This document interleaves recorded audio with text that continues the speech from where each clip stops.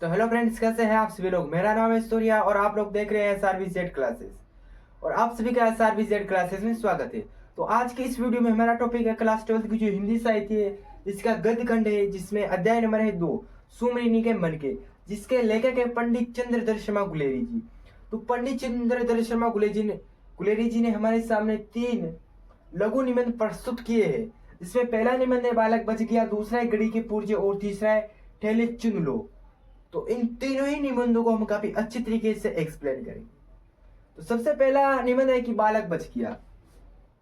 तो इसमें स्कूल में कोई कार्यक्रम हो रहा था, तब उस कार्यक्रम में लेखक को भी बुलाया गया था। पंडित चंद्रधर शर्मा गुलेरी जी लेखक को भी बुलाया गया था और वहां पर जो प्रधानाचार्य के 8 वर्ष का जो लड़का था उसको बुलाया गया और सभी टीचरों के बीच में उसको बिठाकर प्रश्न पूछे गए थे। और प्रश्न पूछते वक्त प्रत्येक टीचर ने प्रश्न पूछते गए, काफी हार्ड थे, लेकिन उसने रटे रटाई उसका जवाब दे दिया था। और जब उसे पूछा गया कि हिंदी व्याकरण में नोई रस्सों के नाम बताओ, तो उसने आराम से दे दिया। और जब दूसरी टीचर के माध्यम से पूछा गया कि जो धर्म के 10 लक्षण होते हैं उनका नाम बताओ, तो उसका भी जवाब उसने आराम से रटे रटाई दे दिया था।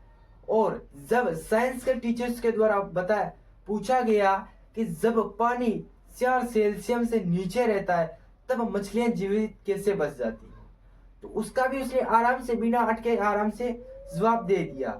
और जब मैथमेटिक्स के टीचर से प्रश्न पूछा गया कि जो इंग्लैंड के राजा थे उनकी सारी रानियों के नाम बताओ, तब सभी लोग सोच रहे थे कि इसका प्रश्न नहीं आएगा, यह काफी हार्ड प्रश्न है, लेकिन उस प्रश्न का जवाब भी उसने आराम से ही दे दिया था। जितनी पत्नियां थी, कितने वृक्ष तक जीवित रही थी, सब आराम से जवाब दे दिया। इतने प्रश्न पूछने के बाद जब एक बुढ़े से टीचर्स के द्वारा उससे पूछा गया कि अब तुम इनाम में क्या लोगे, तब उसने धीरे से कहा कि लड्डू।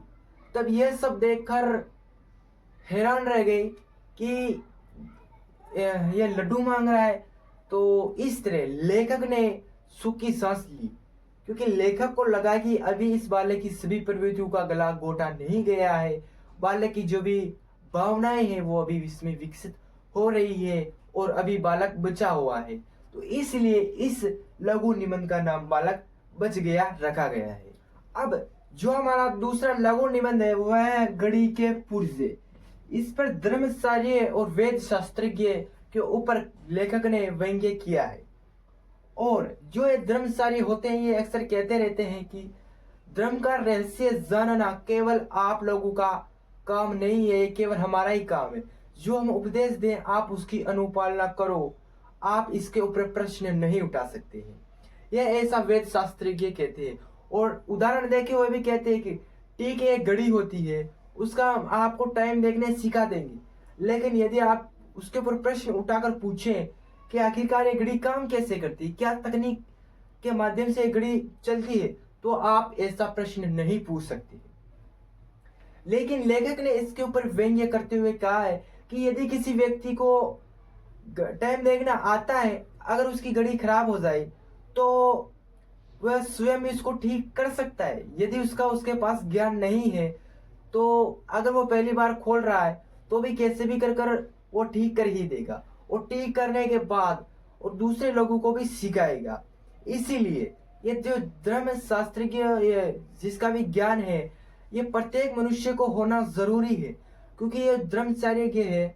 आखिरकार क्या पता इनको धर्म के जो शास्त्र इनका ज्ञान हो ही ना हो, और अगर हम इन धर्म शास्त्रों का ज्ञान रखेंगे तो ऐसे अनेक ढोंगे बाबा आएंगे जो इनके बेकाबू में हम नहीं आएंगे, और जो ऐसे अनेक रहते हैं जो गलत उपदेश देकर चले जाते हैं। अर्थात अगर हमें इनका ज्ञान होगा तो हम उनके गलत उपदेश में नहीं फंस पाएंगे और सही मार्ग को अपना पाएंगे। तो इसी तरह कवि ने इस पर व्यंग्य किया है धर्म शास्त्रज्ञों के ऊपर। और इसी के बीच ये गड़ी के पुर्जे हमारा जो छोटा सा लघु निबंध था तो ये खत्म होता है। अब जो हमारा तीसरा लघु निबंध है ठेले सुन लो, इस पर लेखक ने विवाह के ऊपर व्यंग्य किया है। और यह कहानी आपको शेक्सपियर के प्रसिद्ध नाटक मर्चेंट ऑफ वेनिस एवं भारतेंदु हरिश्चंद्र दुर्लभ बंधु कहानी में भी देखने को मिलेगा। इस पर कवि ने कहा है कि यदि किसी स्त्री को पुरुष से विवाह करना होता है तो उस समय में, उस युग में, उस स्त्री के सामने कुछ ऐसे अलग अलग जगहों से ठेले लाए जाते थे। पहला, एक तो खेती से ठेला लाया जाता था, आश्रम से और गौशाला से, और यहाँ तक कि शमशान घाट से भी ठेले लाए जाते थे और उस स्त्री को चूज करना पड़ता था और जिस ठेले को चुनेगी उसके हिसाब से तय किया जाता था कि आने वाला बच्चा किस प्रवृत्ति का होगा, यानी कि उसकी भावनाएं कैसी होगी। तो उस हिसाब से इन ठेलों के माध्यम से पता लगाया जाता था। यदि वह कृषि का ठेला चुनती थी तो आने वाले समय में वह लड़का कृषि करेगा। यदि वह शमशान घाट का ठेला चुन लेता था तो ऐसा माना जाता था कि वह अशुभ होगा। इसी के ठीक उल्टा पुरुष के सामने भी कुछ ऐसी पेटियां रखी जाती थी स्त्री के माध्यम से, एक सोने की, चांदी की और लोहे की। यदि पुरुष सोने की चुनता तो उस मूर्तियां रखी जाती थी और उसके अंदर मूर्तियों को उसको चुनना पड़ता था। और यदि वह पुरुष सोने की पेटी को सुन लेता था तो उसको खाली हाथ वहां से लौटना पड़ता था और वह स्त्री उस पुरुष से विवाह नहीं करती थी, यानी कि उस पेटी में वह मूर्ति नहीं रखी होती थी और एक लोहे की होती थी। जो कोई भी अगर व्यक्ति उस लोहे की पेटी को सुनता था तो अगर उसमें मूर्ति मिल जाती थी तो उसके साथ उस स्त्री का विवाह कर दिया जाता था। तो इस अंधविश्वासों को हटाने के लिए कवि ने ये हमारे सामने निबंध प्रस्तुत किया है।